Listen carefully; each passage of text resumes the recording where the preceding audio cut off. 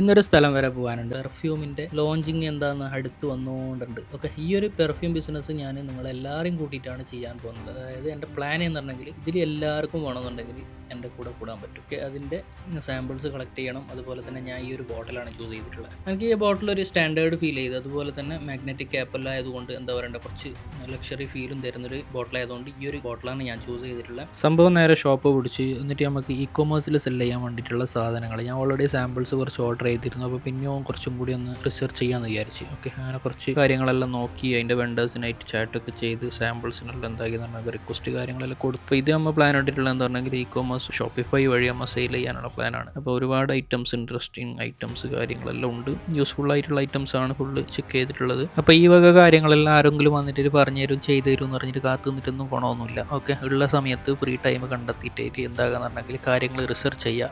Maximum കഴിയുന്ന free ടൈമെല്ലാം എന്താണെന്നുണ്ടെങ്കിൽ നമുക്ക് use ചെയ്യുക, വൈസായിട്ട് യൂസ് ചെയ്യുക, എന്തെങ്കിലും ഉണ്ടാക്കാൻ ശ്രമിക്കുക.